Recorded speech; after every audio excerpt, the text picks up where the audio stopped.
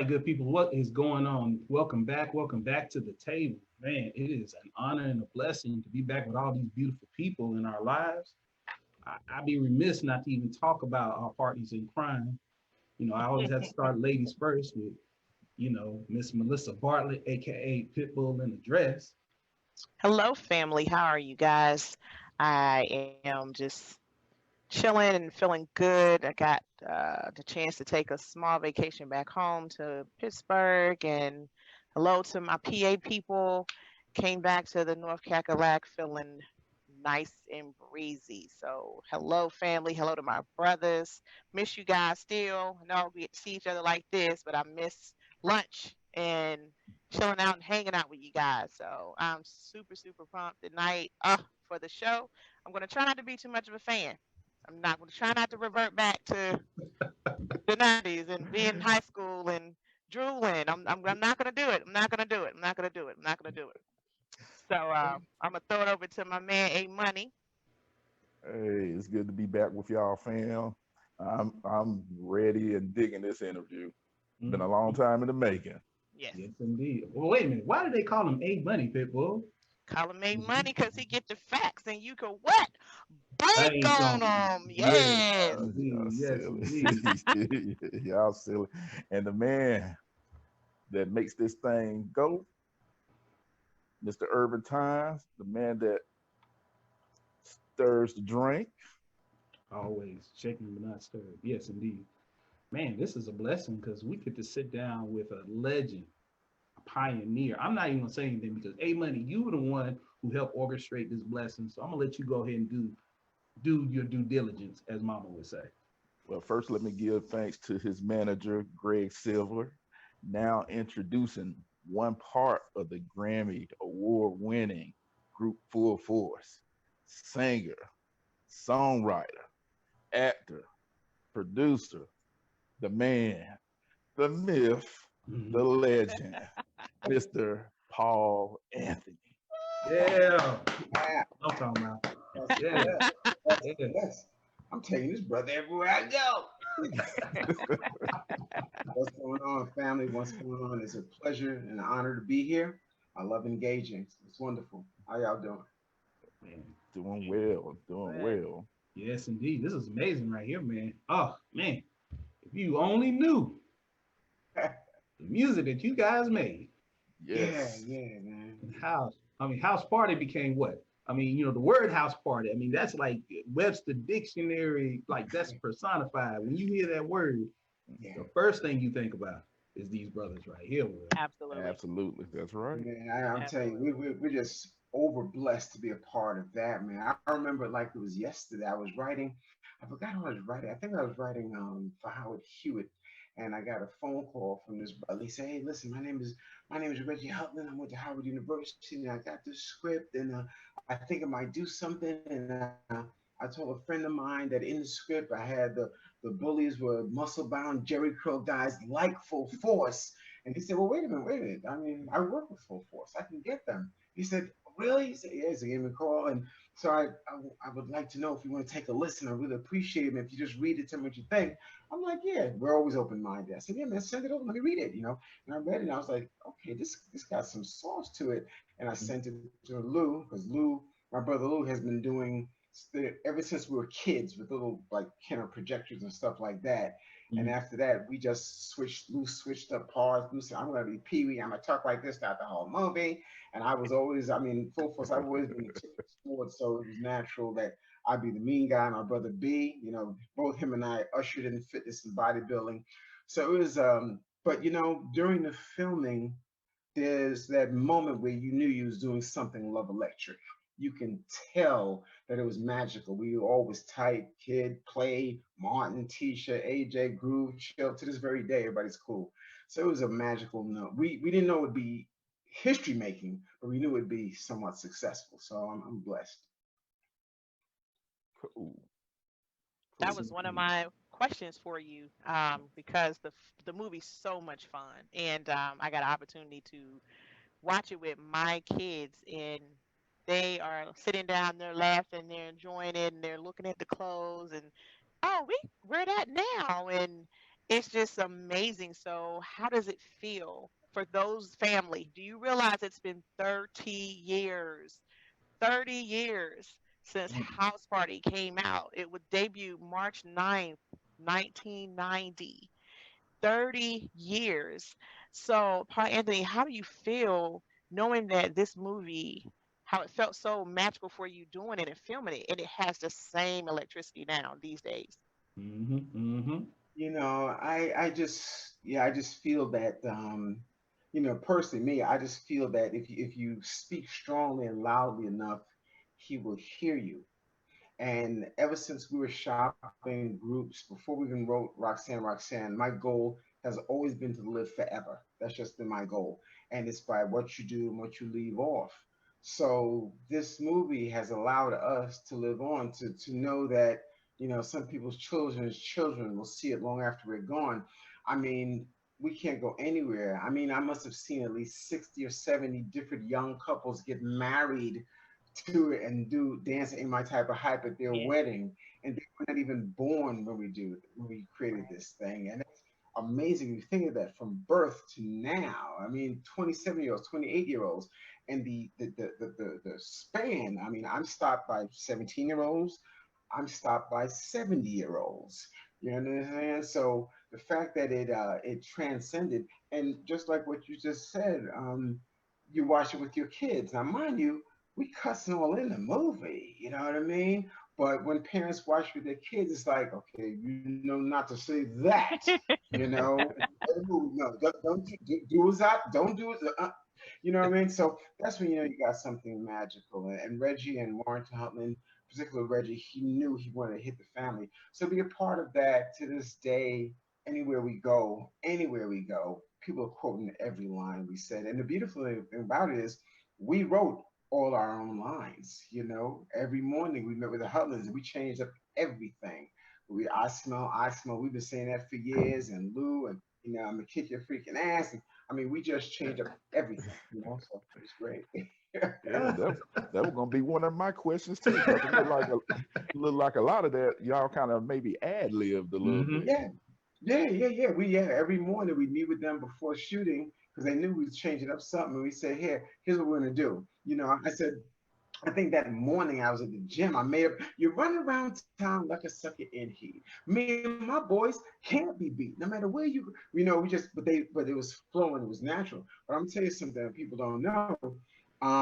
When you look at the script, where we all had to say our parts, where Robin Harris had to say his lines, it was blank. It was blank. There's no lines. So I'm looking at Reggie, and I'm like, yo, what the wait? He said, you'll see.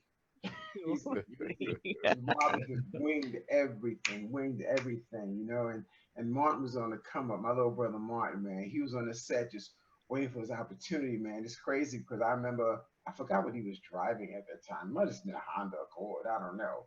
But then, years later, he brings me up to be I was in a series on the Martin Show, The Players Ball. I played in that one. Mm-hmm. And I did 4 days of shooting. First day, he picked me up in a Lamborghini. Next day, he picked me up in a Ferrari. Next day, he picked me up in you know what I mean? I said, okay, you've come a long way from your company. He wanted to let you know he was doing okay. His things have changed. Yeah, just like that. But yeah, so it's amazing. Yeah, so we've had it. We was given freedom to create, man, and we did. Hey, that's beautiful right there. Hey, shouts out to everybody that's joining us. Looks like they're coming on. Shouts out to Robert Connor. He just joined us. He said, it was all in my mind. He said that was the best song. My man. Yeah, that's powerful. Yeah. Quintessential Queens, and Anthony Craig says hello to you, Anthony. Okay. We got Lenny Richardson from Iwindall, South Carolina. Man, we've reached. What's up, Lenny? Cool. Yes. Rodney Squires just jumped on, says hello as well. Man, they're coming on. So we need y'all to answer some questions because I know he's got a plethora no doubt of experiences that we don't even know about. We're gonna have fun on this interview right here. Yeah. So let me ask you this, because this is a question kind of off the beaten path. I'm sorry, family. You know how I do. I got stirred. Mm-hmm. How do you do it in regards to your music creativity? I mean, because just sitting and listening to you, you just mentioned how many things you guys did in the movie was right off the dome, but the music that you have is timeless as well. I mean, what has motivated y'all to create these type of timeless hits? So therefore, a 27-year-old is coming to you and just like, yo, I mean, I ain't gonna lie to you. My son's 21 years old. He can tell you some full force music. I'm My like, wow. daughter's 20 and my youngest is Yeah. going to be 18, and you Full Force is on the playlist. Yes, indeed. So No, you got to see, share with us how y'all do some things. I mean, we can't take all the credit. A lot of it is God given. it. Mm. A lot of it was inherited from our parents, and a lot of it we learned along the way. Like for instance, me, I Lou, I don't play an instrument. I don't read music, never have. But I know what I feel and I know what I hear. So some songs just literally write themselves too. I Mm. remember when early on when we gave the album Lisa's first album, we gave Columbia, it wasn't Sony, and I told them, I said, "You see this song here? Oh, can you hear me? I don't know. It Hmm. says okay, cool. I know when we submitted because I wonder if I take you home went through the roof. It just went exploded. So we had to hurry up. So the next thing was, can you feel the beat? Can you feel the beat within my heart? And I Hmm. told him, I said, you hear the song here? This is going to be a career breaker. This is going to break her in further. I said, but this one here, All Cried Out, that's going to be a career maker. I promise you, she'll be doing this song 30 years from now. I Hmm. told him that back in 85. Because some songs, it's just natural. Well, it turns out Lisa's doing shows with all the songs we did. So yeah, some songs just come naturally, and feel. And you just got to keep swinging the bat because sometimes for every one song you write, there's like 10 or 15 that you discard and it just doesn't have that same energy, you know what I mean? But some do. There's a lot that people don't know, that are my favorites that just came about that are still magical. Now sometimes the best songs aren't the most popular, but we've been fortunate enough to reinvent ourselves and stay relevant. So it's all good. Think it'll be a possible album of the the songs that didn't make the album? Give us a Yeah. Yeah, yeah, discarded yeah. song album. Yeah, I want to drop some stuff from the vaults. Hmm. I was just listening to. Hey, listen, I was listening to one of our songs. I shouldn't say it. Yeah, because Nicki Minaj was signed to us. And we still got about 15, 16 joints that we're just saving for a rainy day. And I Mm. got this one joint. There was this other young lady that I first shopped a few labels. Her name was Becky, and now the Latin world knows her as Becky G. Becky And G, she was yeah. star. Right. So she was. We had her first. I remember taking her to Antonio Reed, and he wasn't ready at the time. But I got a song with Nicki Minaj featuring Becky G. That's just fire. That I might just leak out, and they'll both Mm. love it because it's hot. And then Ooh. it can but help them out. So I just may accidentally leak it. I don't know. We'll see. Yeah, yeah. But yeah, we got a number of joints like that we may just release something from the vaults. Yeah. Yes. Drop Yeah, it, that's my what's up. friend. Drop it. Yes, Hmm. indeed. We'll be Hmm. promoting that Yeah. thing definitely, letting everybody know Yeah. about it. That's what's up. For real. Man. Hey, man, Yes, sir. jump on in, man. Hey, there's one question you had that you were gonna hold on to, but go ahead, don't hold on to it. Go ahead and let them know about it right now. Because Terry Digsby, she just chimed in, and said hello to everybody. Sammy McCall just chimed in. They want to Okay. hear it as well. Go ahead, do your magic, man. Mm. Hey, just a personal question. I'm kind of interested about this. Who was your biggest influence in music growing up? Oh, growing up? Well, that's easy. Yeah. Temptations. That's easy. Mm. Yeah, yeah. And I could tell that with some of the dancing styles that y'all would do in the videos too. Yeah, yeah, absolutely. The Temptations, the people that come to mind is the Temptations, Gladys Knight and Pips, with the OJs. When we were uh, 10, 11, 12, singing at the Apollo Theater on amateur night, these are the groups that we would see, and then when I would be singing with my father in his doo-wop groups, it's always about the harmonies and harmonizing. We learned that from early on. So, when I listened to groups back in the day, like Earth, Wind, and Fire, and their harmonies, You know, it's these were our influences coming up, and it's just a blessing to know that everyone I just named, we've either worked with or we're friends with.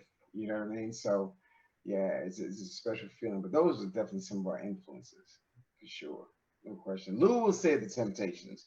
Lou is a Temptations fanatic. He's got every album Temptations ever made, and Lou said, "I love the Temptations." And I'll say, like, oh, really, all 12 of them? Really? Okay, cool. But one of his greatest moments was they invited him on stage to do I think My Girl. So Lou performed with the Temptations later on, you know. So yeah, but they was a strong influence. All right, I cool. I have a question in regards to uh being in a group with family. We see so many stories, and then you see the, behind the scenes shows, and it's all this drama, and but how does it feel to be in a group with your siblings, your cousins, in your starting, your rise to stardom? Were there any fights? Were there any discord, or you guys always saying family first? Right. A combination of both. Predominantly, it was always family first, but even with the discord, the disagreements, and sometimes almost fights, it was still family because we would have disagreements, we'd have arguments, you know, and then afterwards, okay, I'm going to IHOP, who's buying?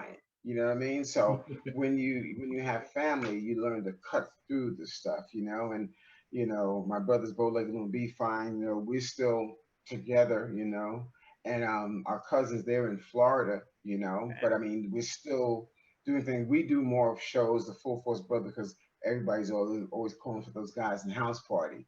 But yeah, sometimes it could be, and be fine will joke around saying, "Oh man, you know, splitting things 6 ways is a pain in the ass sometimes." You know, we'll do that, you know, like that, man. For the overwhelmingly majority of it, it's family first, you know, no question. Yeah. That's what's up. Mm-hmm. Here we go. Let's see what the kings and queens are saying. Families jumping in, asking questions. Yeah, that's cool. I'm here. Okay, I think. so I think there's a question in regards to uh, your gear because y'all sport gear. I mean, at these parties, these soirees, and things of that nature, the Mhm. suits are on tight. You got to share with us that.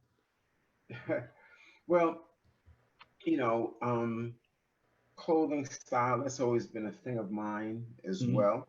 And, Full Force was, back in the day when we first started, they didn't know how to figure us out because we dressed like rockers. Everything was ripped up and hanging, and we dressed like rockers. We had a R&B pop sensibility, but we had a hip hop attitude. And growing up in Brooklyn, you have that.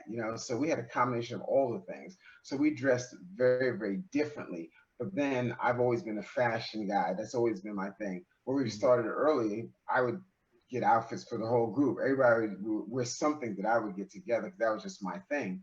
But then everyone has a sense of style. If you think of the early albums, everyone has their own sense of style. And we all, 6 of us collectively, were always daring to be different with what we wore. And then when we moved up from the crazy stuff into the suits, that was thing because I usually would go shopping for the whole group. I Mhm. would come back and say, okay, guys, this is what we got. So even to this day, if I say what we're going to do a show, Lou's going to say, okay, Paul, what we wearing? That's always my thing. So we like to evoke style and trends and be on the crest of that. And it's so funny with all these catchwords like influencer and engage and brand. We've been doing that from day one. We made sure that okay, we pushed our artists, but at the same time, we push ourselves also. So we've always been on the crest of style, definitely. Yeah, it And seems so, like it's so funny. I was telling a young kid because if I wear something to the left right now, I tell him, I say, you know what? Here's the deal. see, I'm an OG. So if I wear something to the left, some kids gonna say, "Oh, he's starting a new style again," or some kids will say, "Yo, he's so old, he don't know no better." So I can't lose. That's what's up. I like that. Oh, man. A winner in either way. I like that. That's definitely, yeah. Because some of the pics I got a chance to see, and yeah, I mean those suits. I mean, and it's influential because I see a couple of other individuals that aren't full force, and you standing side by side with them, and they're rocking the same, large houndstooth, black and white suit, double breast or whatever, and they right there with you rocking. I'm like, wow, damn. Yeah. We get a lot of that. I like that because I see us evoking a lot of style, and I can see certain celebs just wearing what we wear and everything like that. But that's cool because I'm the type of person, I've done this all the time. I do if I'm somewhere where I'm shopping on the street, I see somebody got something flying on, male or woman, I'm stopping them. I said, bro, where'd you get them shoes? They're fire. I said, oh yo, ain't you the guy from Full Foot? Yeah, forget about that. The shoes, dog. Where'd you get the shoes? Fire.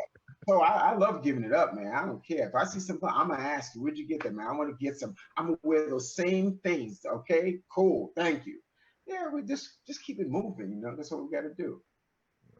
You brought up the word influencer. So like you have style, you have, the kids say swag now. I know my cousins were trying to be just like you guys. But what about, because you are so buff, so as here comes the fan about to come out. Looking at you and go ahead. And the muscles and it was like, oh my goodness, like I guess we thought they just made you like that in Hollywood. So it was like, this is a regiment for you. This is a lifestyle for you. Tell us how you have seen or have that influence on others with what you do to be healthy. Yeah. Well, we're credited definitely. I like to say one of, but for the large part, we're credited with one of the main artists to bring in fitness and training and bodybuilding into the forefront. I've always worked out all my life, and particularly myself, I'm I was the guy in the group, I was the guy in the industry that would wear the things you couldn't, say the things you shouldn't, and do the things you wouldn't. That was me. I'm always going to be that guy, whatever's the edge. So back in the day when we was on tour, nobody was doing what I was doing, and definitely full force. We would do something called Alice Sandwich, where we bring a girl on stage and she'd be right here, and then Lou come up behind her, and I would pick them both up. You can check this on Google. I would pick them both up. You see both their feet, and I'm just bouncing. So I know bodybuilding is that's deadlift. It's just deadlift, but it looks amazing because you're lifting two people up, and I would do that all over the world. And then after that, I would actually strip down to just posing briefs, and that's online too. I just pull it down, then I hit some mandatory bodybuilding poses. But the shock value of it, nobody was doing that back then. When I was doing that, 50 was heavy, LL was slim. Nobody was doing nothing like that. We would shock and amaze people like that. So, and back in the day, it was crazy. I mean, you look at our tour bus, and there's literally carloads of adoring fans just following us from town to town to town, going to see, well, which color you gonna wear tonight? What's up? So that's just fitness and bodybuilding. Part of my rider in every place we go was to make sure there's a gym, make sure there's kind of nutrition. Always had that. So that was always a thing, and to intermingle it with the fitness and bodybuilding. And that's something I love now, because to this very day, I've had world-renowned athletes, actors, actresses, anybody just know that, yo, you guys, particularly you and your brother, you guys were the main ones that work out all the time. So I should have had a fleet of gyms long time ago. I'm working on it. I'm working on it. So I'm not somebody that will go to the gym, but I will throw in and stream that video. So yes, give me some videos, please, Paul Anthony. Yeah. Oh, it's coming. It's coming. I still stay in shape, no question. Shouts out to Bridget Bartlett Royale. She just joined us on that round table. We got some questions coming in for you, Paul. Terry just asked, she said, what is the most positive change in the music industry that you have seen? And what is the most negative change in the music industry that you have seen? Good question. Um, Over my tenure in the music, I've seen several of both. If we were to think current right now, I think for me, what's evolving and what's changing now is uh, music is getting back to melody, and that's it. You know, back then when I was younger, my dad would teach if you got a good melody that people could remember, then you have a hit song. Things are getting back to melodic music, and the children, the young, the teens, the young adults, they're the purists. They want the real, and the information is out there now. Now it's attainable. So now they will go and do their research and say, well, where did this track come from? Where would this sample come from? I mean, one of the hottest acts in the world is Roddy Ricch, and he's phonetic, he's a stylist, he's surgical with his gift, but he's melodic. You know, Post Malone, very, very melodic. Yeah. You know, one of the biggest acts in the world, but very melodic. So I like the fact that we're getting back to real songs, real creativity. That's what's important. Um, Sometimes the negativity is you know, there was a time where things were just so diluted.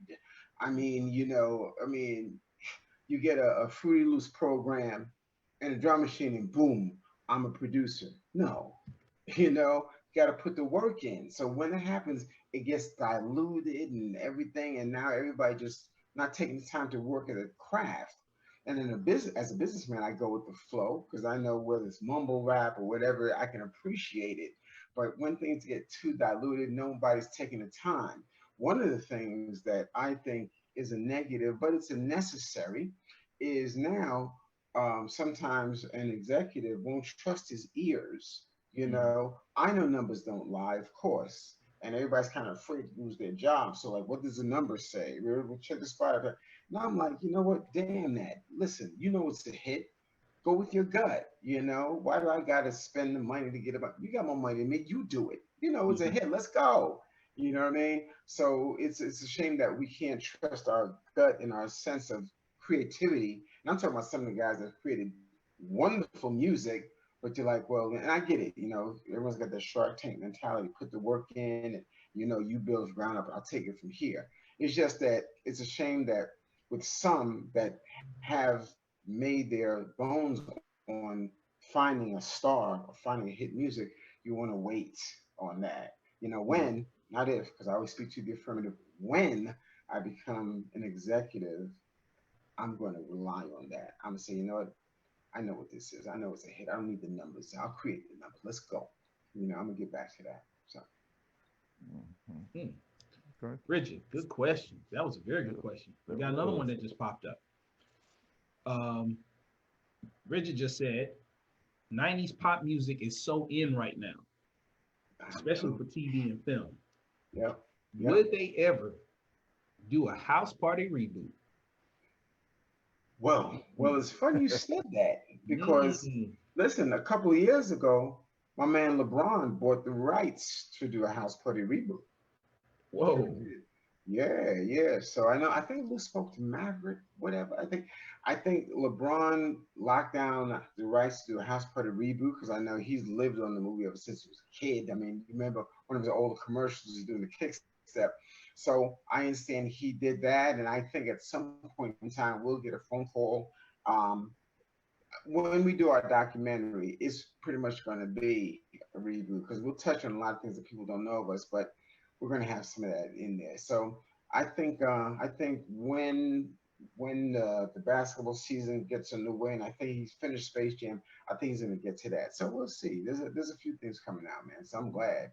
You know, it's so funny. I saw this white dude just doing you know, I think he's trending on Instagram and he's doing the Ain't My Type of Hype, you know, and I'm like, okay, let it live on, you know what I mean? So it's all good, man. Yep. So you spoke earlier on having a good melody to make a hit. Yes, sir. Let's talk about one of your most recent endeavors as a group, The Love of a Hero. What was the inspiration of that particular song? Yeah. Well, the inspiration to that song was my brother Lou. Okay, mind you, our mom and dad, we made us all close. All six was baby Jerry, Chris, Shasha. We was all very close. But Lou was my 10 for 10 donor. So when my third cancer came back roaring, which was acute myeloid leukemia, it shocked everybody because it was like, wow, that's when things was life or death. And my doctor actually said to me, right now you're fighting for your life. And I was like, okay, well, hurry up and do what you're going to do. So me and the father are going to do what I know we're going to do because he has things for me to do. So that was always my mindset. But after that treatment, now it was time for the transplant. And Lou was a 10 for 10 match, for the fact that he was able to give me and that was my second bone marrow transplant. The fact that he did that, you know, I called him a hero. So the love of a hero in large part is about my brother Lou, but then I expand on it to touch base on something else, because there's a hero in every man, woman, girl, and boy. And for myself, I have a sovereign duty to try to evoke and engage that and bring that out of everyone because we all can be very heroic. We just got to get out of our own way. And sometimes in interviews, I like to tell people the worst cancer is not. I had mantle cell lymphoma, myelodysplastic syndrome, and acute myeloid leukemia. Um, Two horrific cancers is pancreatic and lung, but I've learned that the worst cancer is cancer of the spirit. And the way we cure that is with a steady transfusion and infusion of love. That's the love of a hero. So that's what that song is about. And it's so funny because I did a special version that's going to come later to my man Kobe, may he rest in peace. That's coming later on. But when this whole pandemic really started taking legs, I said, okay, you know what? Let me shift that to what's happening now. So that's why in the video you see first responders, Right. you see people on the front line. My daughter Symphony, she's a physician's assistant. She's in the video. I want to make it about what's happening now to try to get click some energy and some neurons about our heroes. So that's the whole gamut of love of a hero. Well said. It is. It is. It's beautiful. It's beautiful. People, if y'all ain't seen it, definitely check it out. It's on Spotify right now. I mean, it's Yep. very inspiring. Definitely. I'm gonna put the link up for everybody to check it out right now as well Appreciate while it. y'all are talking. Thank you. Thank you.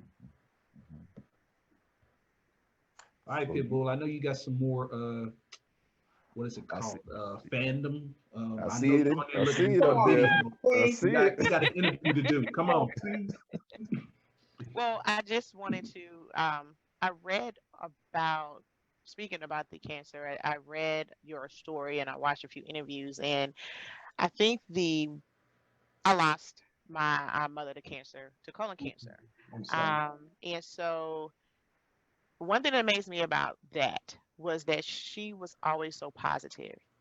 Mm, Um, she went through a moment where she couldn't speak because she had a reaction to treatment. There was just several things that would have probably made someone just be out of it and sad and melancholy, and she was always positive and always had a smile on her face. And so I read some of the interviews, I watched some of your interviews, and it impressed me that you have the same positive spirit. And also throughout treatment you were able to still do your regimen as far as your working out and whatever you did for healthcare. Now, that to me is crazy because if anyone has been around anyone that has had to receive treatment for that type of a diagnosis, it is hell on you, you know? And the fact that you are saying, you know what, I'm fighting and I'm not letting you disrupt my life and the things that I do, the things that I love. Um, just that part there, it was just inspiring just to say, wow, like if he can do that, you can yeah. do anything. There's no excuses. There's no excuses. And I just admire that you didn't use an excuse. And I mean, you had this to deal with. It wouldn't have been an excuse, but Mm. you were saying, I'm not laying down. And that was just so admirable to me. Oh, thank you. I received that. I appreciate that. It's always great to know I'm impactful. Yeah, I mean, that's it. I'm a firm advocate of the fact that the Father, he gives his toughest battles to his toughest warriors. Okay, and the same mindset, the same mentality that I use in the gym when I work out is what I use on certain times to deal with that. Because when I'm training, and when I used to train real heavy, I would just transport. I would go someplace else. I literally would leave the gym organically and energetically and just focus in and just, so I did that while doing that. And, I have many phrases. One of the phrases I have is on proactivation times integration equals eradication.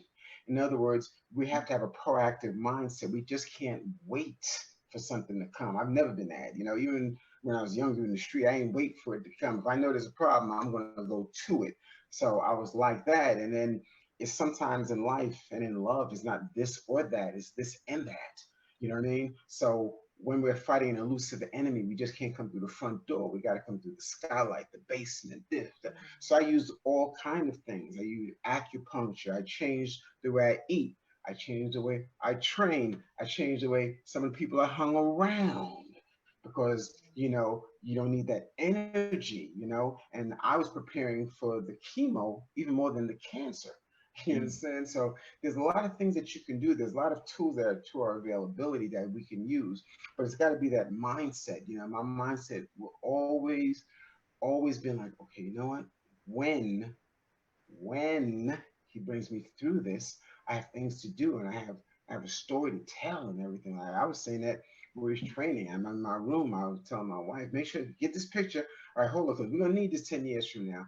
Okay, wait, hold on. Let me get these push-ups. Okay, wait. Oh man, my catheter. Okay, hold on. Let me do one. Okay, we're gonna need that. I was always moving in positive movement. You know what I mean? So yeah, and there were a couple of times where it was very, very, very challenging. I mean, like wow, like when you're getting that treatment for leukemia is a killer. I mean, is a killer. I've known people that said, I'm not even going to do that. I'm going to stay with my cancer. Thank you very much. But I'm talking about 14 days in a row, twice a day, triple dose chemotherapy, crazy. And, I think it was for 4 days, it can go either way. It can go either way. Life or death is like right there. And I was like, okay, well, let me see when he brings me through this. I'm going to do this, I'm going to do that, I'm going to do this. You just got to manipulate the situation. I remember one time, this is going to make you laugh. I remember one time my transplant doctor said, Paul, we're absolutely sure you're going to get a fever today. There's no question about that.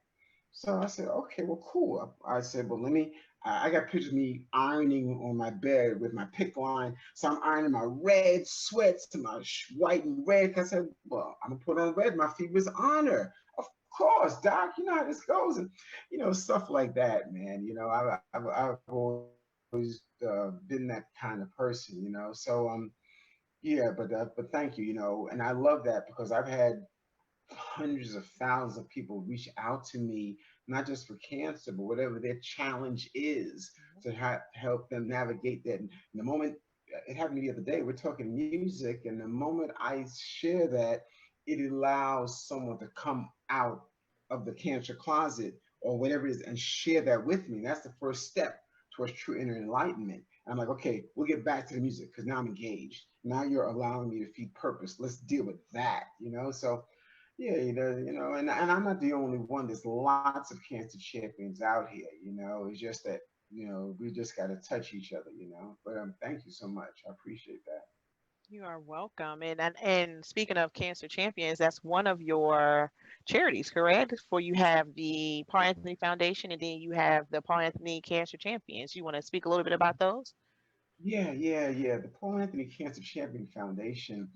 I started that early on when I first got diagnosed because one of the main things is, like I said, being proactive with our health, particularly the men, because we're our own worst enemy. We don't go, and we are an endangered species. So I wanted to start that to also know that if it were not the physical condition that I was in, I wouldn't be here. No doubt about that. Okay. But the fact that I was in great physical condition and great mental condition to prepare for that, that's what got me through it as well, along with surrounding myself and insulating myself with the right type of energy, like my brothers, my wife Michelle, my mother's, and cousins, certain people in the industry, my children. There was lots of that. My dad, may rest in peace. You know, his wife. I mean, there was a lot of energy. But with the foundation, I try to teach people and show people that this is what I did to get through. Sometimes you have to go through to get through. And this is what I did. This is what I did. This is what I'm doing. So when I talked to them, I said, so let's do this together. Call me. Let's go to the doctor. I'll show up. They're like, what? You're going to show up?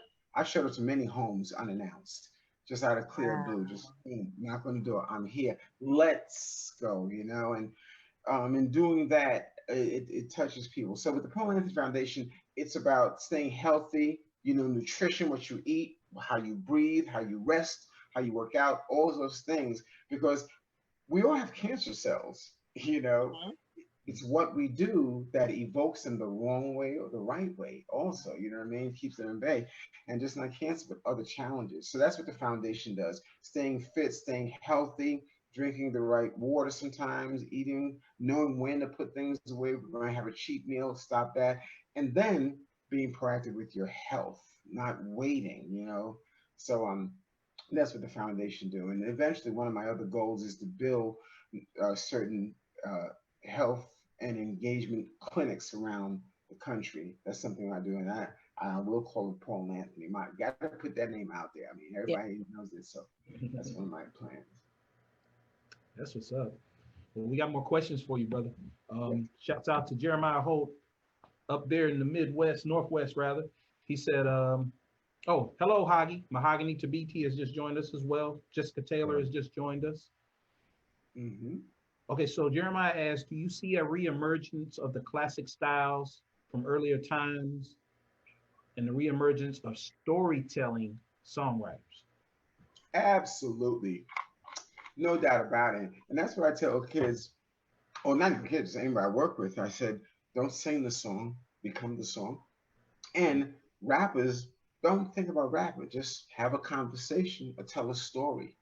And I see that more and more taking shape. You know, there's a beginning, a middle, and an ending. And I see there's a lot more storytelling. And definitely, because now it's the age that you ain't got to be a great singer. You just got to be able to tell that story, you know, and just flip it, you know. So now, as long as you can do it in an engaging manner, make it interesting and flow it, yeah, people are telling more stories, and there's more depth to songs for sure. And I love that. I love that. Definitely. Cool. I'm gonna throw in a trick question. Of course, you know this is about to happen. So you mentioned about the vault, and you mentioned about some songs, you know, basically some songs that aren't hits that really, you know, are really popular, but they're really, out of your songs that you helped write and such, what was the one that is really, I guess, most inspirational to you, or the one that you really just one? Just usually one? they got like, you know, they're like kids. You got that I'm one. pretty sure. Let's do top three. Let's do top three. Oh, you want to do top three? That's why I said Pitbull. Okay, the top three. Paul Anthony style.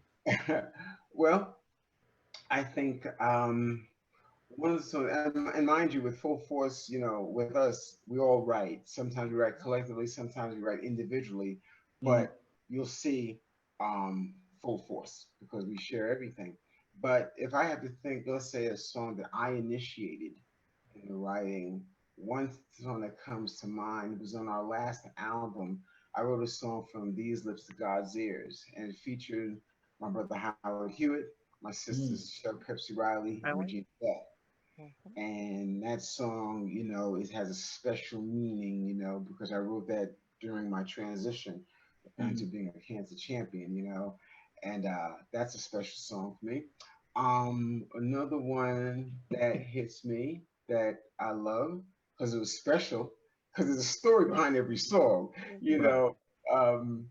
Patti LaBelle, when we did Miss Patty, I wrote a song called I Got It Like That. And I'll never forget, because it was a special time, because we were so hot. We had acts lined up. We had acts lined up for the next 4 or 5 months we were going to do. So we really had no time to do Miss Patty because we was lined up. So I told her A&R cat, my brother Timmy Regisford, I said, Timmy, tell Miss Patty, I'm sorry, we love her, but we don't have any time in the schedule to work with her. We just don't, like that. It was on a Monday. And he told her. So now I'm downstairs in the studio, went to get something to drink. I see a white super stretched limousine pull up. This next day, Tuesday. Who comes out the limousine? Patty. Miss Patty. Patty. And I'm in there standing like damn Ralph Crandon. So we told her no. I think I told this story to Breakfast Club. I don't know, but she said, so Timmy said, yeah, Patty, that's Paul from Full Force. And she was like, you going upstairs? I said, yeah, Miss Patty, I'm going up. So now we're in the elevator together, me and Patty and Timmy, and it's awkward. I'm like, oh, what the heck? We just told her. We get there, and I tell everybody, because now we monopolized the whole floor. We had producers, somebody Studio A, Studio B, Studio C was on fire. I said, yo, guys, Patty LaBelle's here. Everyone's like, so she want to talk to her. She's in the lounge. So we all go in the lounge. Say, hey, Patty, how are you? And she said, all right, first of all, Full Force, congratulations. I love what you guys do. You're very hot. But I need you guys to take a little time out from whatever you're doing. I don't care who you're in the studio with. Because I'm not asking you. I'm telling you. You're going to help Miss Patty. Yeah, just like that. You don't tell Miss Patty no. Yeah. You want to see 6 Scooby-Doo looking brothers? Another? Yeah, man. So it was a special time. We had a great time working with Miss Patty. So I think about that. That's 2. And of course, you never forget the first one that started us off, because the first one that really started off on the production was Roxanne. Mm-hmm. And I got to give a lot of love to my brother DJ Red Alert for that, because Roxanne was the B-side. The song that Beats Around was the A-side. And I called Red. He said he was going to go on the record. He was the hottest DJ. And 1 o'clock in the morning, I woke him up. And I said, hey, Red, what's going on? He said, what's up? I said, Red, so you going to beat some rhymes, right? You going to go on that? No, I'm going to play the B-side. No, Red, no, that's not the single. Beats and Rhymes is the single, not the B-side. He said, yeah, but I like the B-side. I said, yeah, that's Roxanne. Okay, cool, but don't go with that one. Okay, so he said, I'm going to play the B-side. Okay, Red, play what you want, and the rest is history. So I remember the first one. I mean, there's so many more other favorites, but I'm just picking 3 off the top. There's a lot of other special songs that are really special. Definitely. Now, did you guys do work with James Brown? Yeah. I remember that one. No, there has to be a story.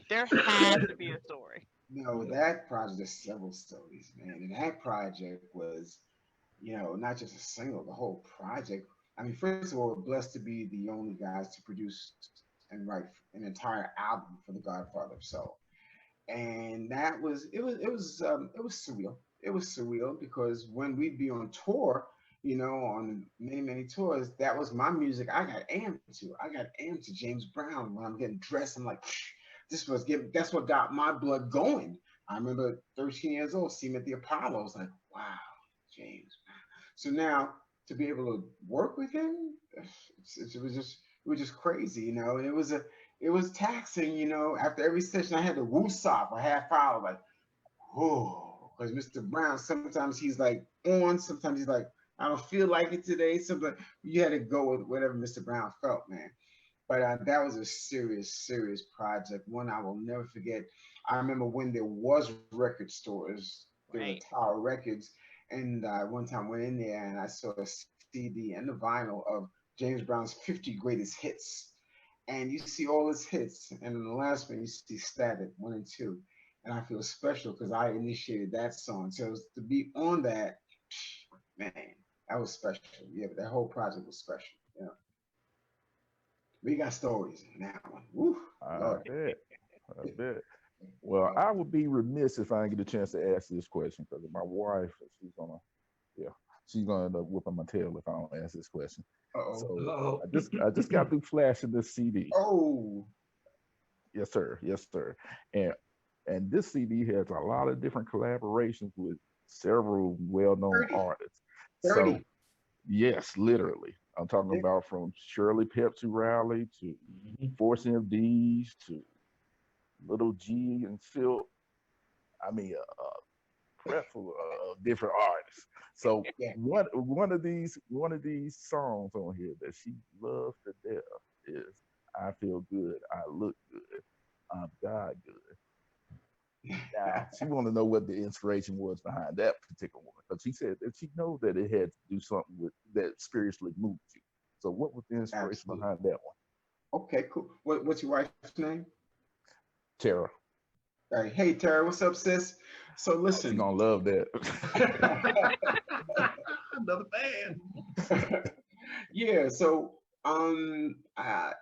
throughout my whole, because I was diagnosed in 2007, and so it was like 6, 7 years of in and out.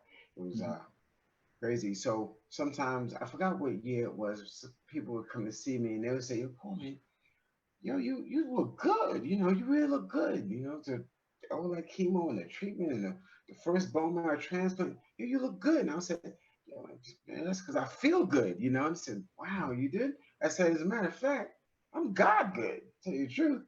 I mean, that it just came to my mind. I've never used the word before, but it came to me. So right after my treatment for leukemia, and when he was saying it's life or death, most people was waiting, and like, oh my God, because you don't know it can go either way.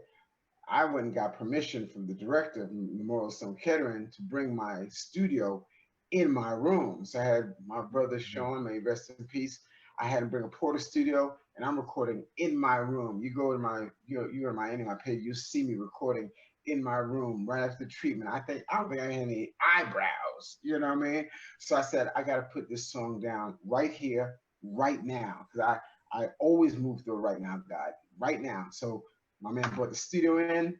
He had to wear a mask and gloves back then, and because I was in that floor, I was in reverse isolation. I mean, you can call for me to be a wrap.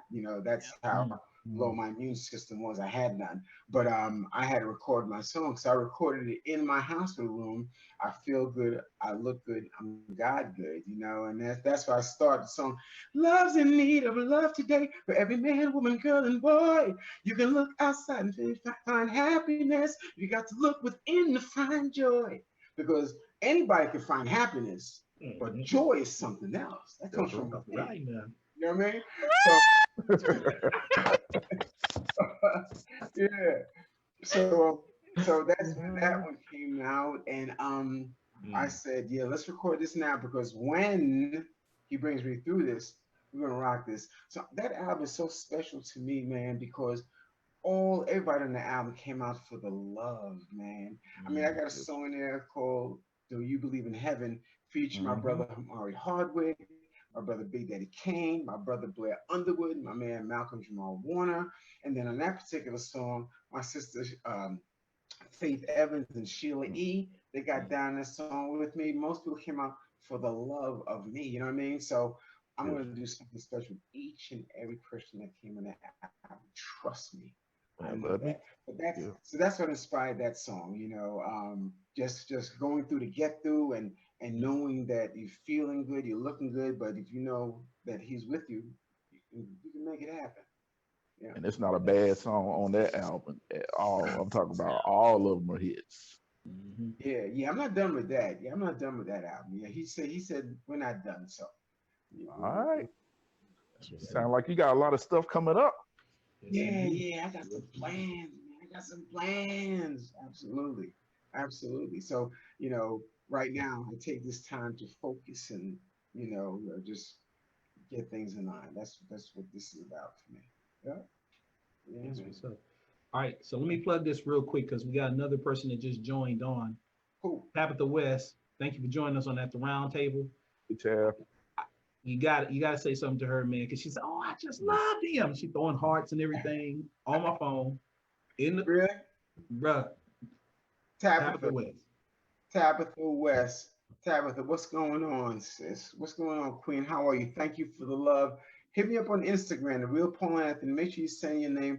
I'm going to send you a picture. Put your name on it. It's going to be hot. You got to let me know how you want it, because I can go PG. I can go sexy R. I don't want no problems. Peace. But if it's cool, I'll send you whatever you want. It's all good. Man, see Right. what you get. See what the people get by being at the round table. See, That's the round table. that's it, family. See, I No other might be. podcast. Tell them I might be a regular on the show. I might make a bi-weekly or bi-monthly appearance. You better come on, Come get on, at the round table. come Hey, on. Well, I we, want you to we know, put it Paul right there. Anthony, Yes. that you're making Pit Bull look like the Pit Bull puppy today, okay? So I Oh, got a reputation to hold, and the people in the family are just seeing me all gushy, like, ah! I'm all smiling. I never see myself smile this much on the show. What do you really? guys You're think? Y'all beautiful. never, ever, You're brother, beautiful. right? Hey, let's go Never. ahead and put it out there, Anthony. That's what's up. When Yeah, she got on, the first thing we saw was the lip gloss and the glow. And she tried to really. blame it on the Hold up now. vacation. Now this glow is natural. That's Now not the it. lip gloss I got out the tube, but this glow is Okay. natural. Good. Okay. Good. I Come on, like son. it. I You like don't be doing it. Come on, son. it. I like it. I I was feel happy. I special. was happy. It's energy. I He just like told you it. it's about the energy. Oh, man. Always. It's always the vibration, absolutely, the frequency. Wonderful. Thank you. I feel special. Make you go to that other side. Nice. I love that. Okay. Cool. Oh, man. We are going to talk about this after the show. I tell you. Absolutely, absolutely. Well, guys, we're coming down toward the time. Man, I hate this. This is I the part of the show know. I do not like, especially when you have such an engaging and amazing brother such as Paul Anthony. I mean, he has Yeah. brought this energy that is infectious. Oh, that's what's And up. I'm humbled. And Yep. I got to thank my brother, A Money, for making this thing happen because Hey, money on the case, you've been baby. blessed. That's right. Yeah. Oh, Well, yeah. listen, we're gonna do it again, man, because there's some more stories. Just make sure you collect the questions. I want to get to everybody because you guys are helping me because there's certain things that are coming down. I'll send it to you this way. The next time you let them know we're gonna talk about it. There's some Mhm. special things, man. So just tell everybody out there, this ain't the last time I'm coming to the round table. Y'all gotta check it out. Stay on point. I'll be back. Me You and heard it? Pitbull. Right. Me and Pitbull. Uh-oh. Forget about these other guys. Down. It's me and Paul Anthony, man. Oh, man. Just CD, like, we done got kicked to the curb. Hey, I'll just be only over here. temporarily. Just, Only temporarily. Paul Anthony, real quick, two things. I know you hint around to some of the things that you're going to be working on, some of the things you're releasing. Is there any future projects that we can look out for that you want to share with our family? And also, please make sure you give them your social media contact information, and we will Yeah. also post it. Mhm. Absolutely. Well, for now, definitely support that single we have out there, Love of a Hero. It's very important to us. We'll be doing the Kobe version definitely in time for his birthday as well. Yeah, we're gonna be working on the house party biopic. That's gonna be good. I mean, the full force biopic. I have definite things on bringing a full force party. Probably do it at my house. I gotta have a big house and we can have fun. So I want to engage people, do that. Probably do some contests. Probably gonna do a pajama jammy jam contest. You can send it in. Probably do a kickstep contest. You can send it in, and the winner will give them some prize. Probably appear in the movie. If things clear up, maybe make a surprise Oh, visit. So that's oh. it. I got some artists. Got some new full force music coming out. Yeah, definitely. Got some stuff for the Lord coming out. Got some young artists coming out. As a matter of fact, I got some TikTokers I'll be working with real soon also. So I'm Mm. keeping it very, very, very interesting. I'm going to be that gentle giant for sure, and going to do some special things, definitely. Let me download TikTok right now. No. Oh. Now you want to get Definitely, TikTok. man. And y'all stay in touch with me. By the way, I'm also on the Moffitt Cancer Center. They're out based in Tampa, and they're like number 9 in the world right now. So I'm on the National Advisory Board doing some special things with them. I've done dozens of things with the Leukemia Lymphoma Society, American Cancer Society. So the Paul Anthony Foundation is doing some things, but not just cancer. Whatever your challenge is, I'm here to engage. This is not unfamiliar territory for me because when I got my second bone marrow transplant for 6 months, I lived at the Hope Lodge in New York City, and I had to wear masks and gloves all the time. I couldn't leave. So I've been talking to people about how you navigate through this. A lot of it is just common sense, but other than that, you just got to really be careful. So I'm kind of used to this climate. But yeah, we're gonna have some fun. I'm looking forward to it. So I will be back at the round table. That's Thank it. you. Thank you. And how can our family follow you, get in contact with you? What Yes, are yes. your Okay. Well, definitely first, my IG is the real Paul Anthony. You get at me there. My website is PA Live Life dash home. I'm taking donations and contributions to do special things as well. Of course, fullforceworld.com that's the main one. My brother Bo Legaloo, he has a wonderful foundation called Hope with a Vision as well. And you can go to hopewithavision.org and hit him on IG. And yeah, reach out to me. I got something special you want to talk about, you want to vibe on, I want to engage. Get at me, okay? I'm definitely reachable. all right. Right. Yes. Right. Y'all heard first. A Money, did you want to say anything before Oh we no, I close out with this man, amazing song? man. Again, it has been a true pleasure having you on the show this evening, and Wonderful. we're gonna hold you to being back on. Oh, I'm gonna be back, man. I'm gonna be back. And listen, I'm gonna say something to both y'all, my man. I love y'all brothers. I feel the energy, but I'm gonna tell you right now, if you give my girl Pitbull a hard time, I'm gonna kick that freaking ass. Had to say it. Yeah, you had to do it. And on that note, we're gonna close out with this dope song right here, "The Love of the Hero," Full Force, featuring Brian Infield. See it on Spotify. Check it out. Download it. Check out. I posted right here as far as the websites that you can go to. Follow them on IG. Guys, we need this type of music once again in our lives. If we're not gonna give our children anything, give them Full Force. Give them full Absolutely. force. Thank you. Thank all of you. I appreciate you. Y'all gonna be strangers too. Let's keep this, okay? Please. No Well, doubt. absolutely. Wonderful. That's Thank what's you. up. That is what's up. Y'all heard it first right here at the Roundtable Podcast Show. Thank you for joining us.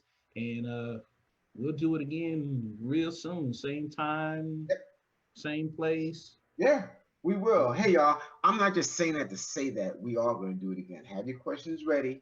I may do a kick step right here. I may take off my shirt and do some poses. I don't know what we may do. You just got to tune into the round table. Okay? You just got to tune into the round table. You never know. We may flip the damn table. We don't know. Man, let me go get my doggone kettlebells. Hold on. Baby. Okay, y'all. Thank you. Thank you, brother. We appreciate it. Thank you so much. Thank you. You're welcome. Yes. Thank you.